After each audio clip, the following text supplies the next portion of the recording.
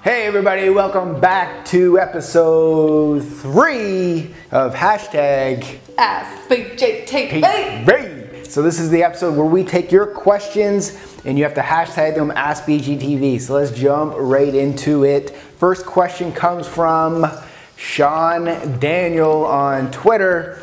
He asks, how did you both figure out your purpose in life? Go ahead. I think it was a matter of process and elimination for me. I tried many different things. I had other careers, but fitness is really the one thing that sparked my enthusiasm, that made me feel really good, that made me feel healthy, like I was doing something good for people and the planet, and I just decided if I feel so good about something, then that should be my career. Yeah, I was in marketing, advertising, real estate investments, and then fitness was just something I stumbled upon, made me feel good, and I wanted to teach others. So that was the story of finding our purpose. Next question. So Hemingway wants to know, how many days do you train per week? I train pretty much every day. It's just a part of my lifestyle. Yeah, definitely. We train pretty much every day because we enjoy it and because we like the results that come from it, and also we feel like it's just part of our job to stay in shape to help motivate you guys. So maybe we take a day off if we feel that we need it, but for the most part, every day. It's a lifestyle. Question number 3 is given from Derek Waltner. Given your firm stance of try it before you support it, have you ever had to turn away a sponsor because of your opinion, morality of a product? Me, of course. Honestly, I get requests for stuff almost every day.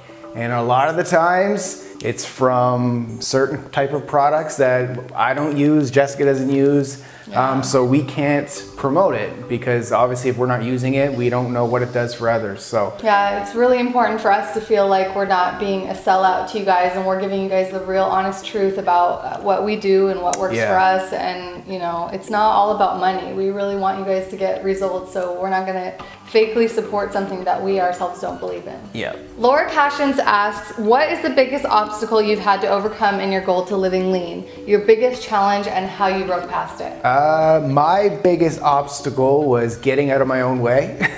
And what I mean by that is I was on information overload. I was following way too many people and I was following the wrong type of things. So once I narrowed in, figured out what I wanted to do with my body, who had that body, and I hired them as my coach, that's what got me on the right path. Yeah, I would say my biggest obstacle was self-sabotage, like overcoming, every time I felt like I was getting close to the results I wanted, I would then kind of backtrack. And I always had this feeling of like, what goes up must come down. And I used to be a big believer when people said you can't maintain that leanness all year round, you can't have abs all year round. I fell for those beliefs, and so I would say that was my biggest obstacle. Was I was doing those behaviors like overeating after a period of getting lean just because that's the way I thought it was supposed to be. So I was sabotaging myself over and over again, and I'm really glad that I overcame that. And actually meeting this guy was a big part of that because, you know, his whole philosophy is 365. So it just helped rewire my mind a little bit and realize that you don't have to sabotage yourself every time you get results. Okay, next question from Stephen Landry. Do you count calories from veggie or are they all free food?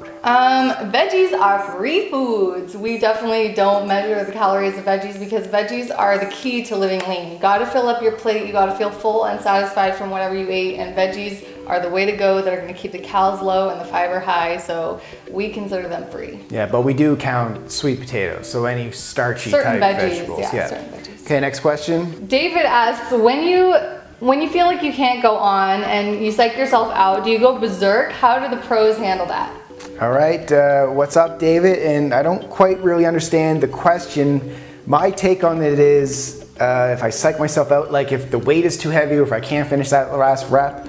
So basically, you just give it your all. Yeah, I don't really understand the question. Go ahead. No, I think if you're meaning if you psych yourself out, like if you've been too strict for too long and you're about to go berserk and you want to have a cheat meal or fall off the wagon or something like that, I would say the pros to handle it in just coming back to remembering why you even started this in the first place, and then also maybe cutting yourself a little bit of slack and realizing that you don't have to be perfect, but you just have to keep going. Yeah. So take the pressure off and just calm down. Don't go berserk. Just continue on the path to living lean. Go have a cheat meal, skip a workout, but then get back on it the next day. Right.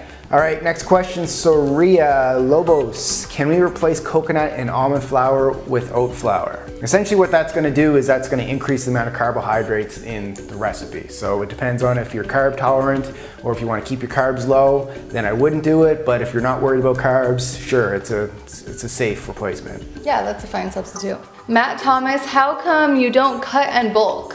How come I don't cut and bulk, bro? Well, simple, man, because I live lean. I was started off, I had that layer of baby fat and I had a hard time building muscle, but slow progress, lean gains over a longer period of time is a much healthier way of doing it than getting fat, feeling lethargic, and then burning it all off and then feeling lethargic again. Just slow gains, slow lean gains is what I recommend. Right, me too. Who wants to feel like that from time to time? Yeah. It's just so much better if you stay steady and you can absolutely gain muscle while staying lean. It's a myth that you can't. Definitely. Okay, next question from Joe Knows IIFYM. Brad, do you and Jessica plan on having kids? And if so, is Jessica scared of losing her physique? You can answer this one. Yes, we do plan on having kids. We plan on having babies with 6-packs, yeah, for sure. Born with 6-packs. Yeah. Anyway, I am definitely not scared of losing my physique. Well, during pregnancy, obviously, I'm going to lose my physique, but I'll just have an extra lovely lady lump that I haven't had before.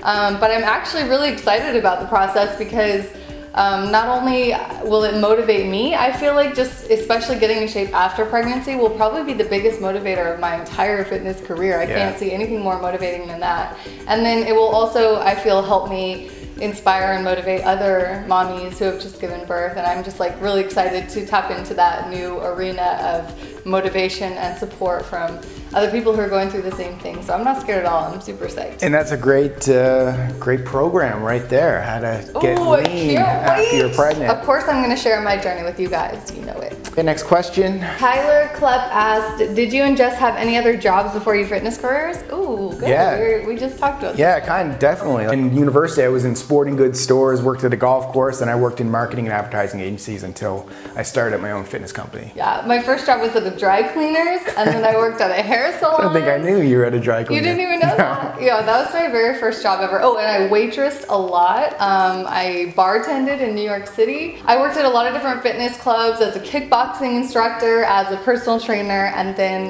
now as an independent fitness pro. La Petite Bretonne asked, sorry for my English, but I'm French. I wanted to know, from how many years did you start to live lean? I was an athlete growing up, but I was always uncomfortable with my body, but I really got serious into living lean at about 26, I think, years old, 25 or 26. Yeah, for me it was around 22 or 23 is when I really started to get serious, but I was a personal trainer already at age 18, so yeah.